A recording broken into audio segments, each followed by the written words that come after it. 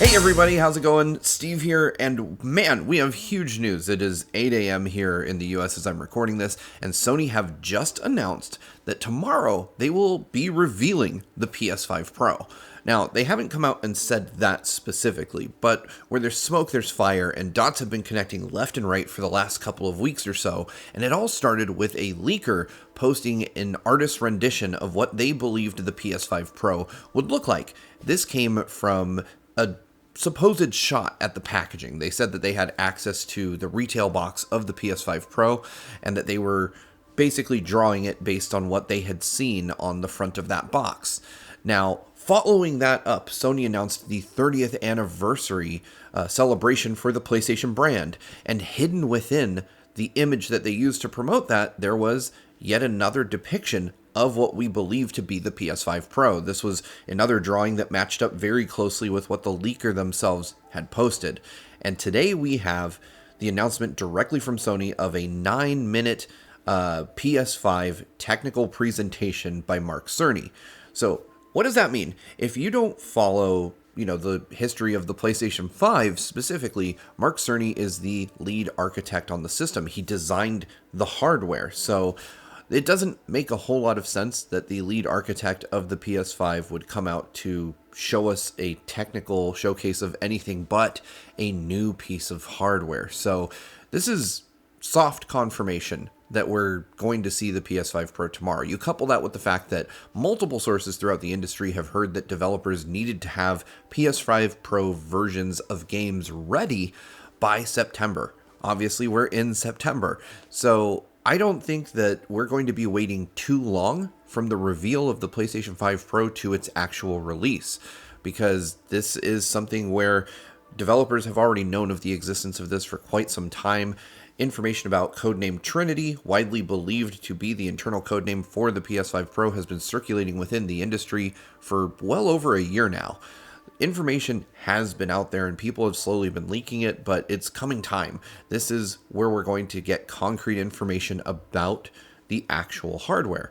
So what do we expect from this 9-minute presentation? Well, first off, we're going to see games running on the PS5 Pro. We're going to get some answers as to what the technical capabilities of this device are. It is a technical presentation, so this will be Sony laying out the case for why you should buy a PS5 Pro.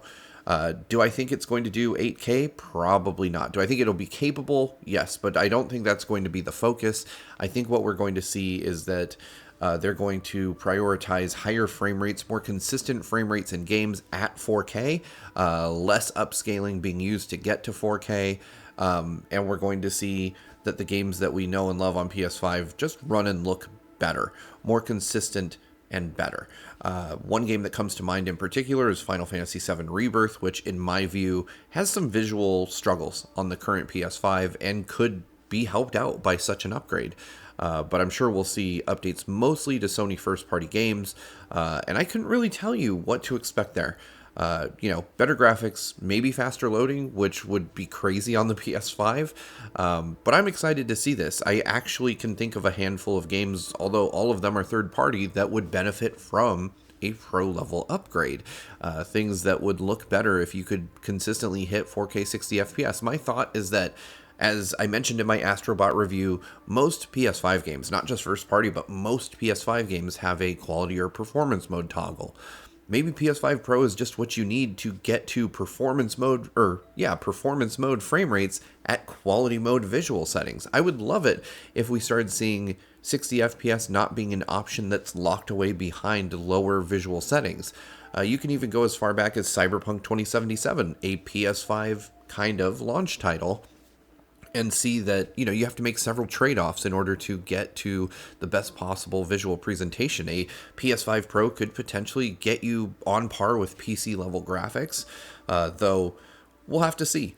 It's not a long wait now. Tomorrow, 9 minutes, GVG will be there. We will react to the stream live, but I want to hear from you.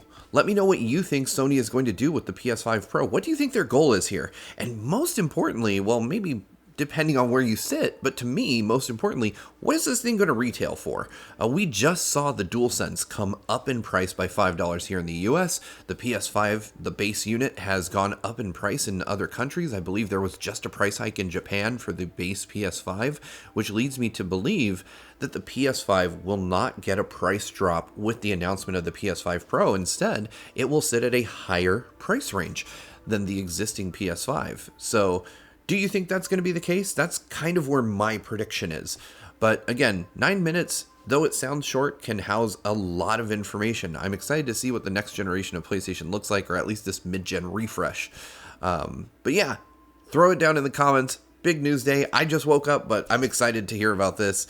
I'm excited to know that we're finally going to take the wraps off of the PS5 Pro, see what it's all about, and I'll let you know tomorrow if I'm picking one up.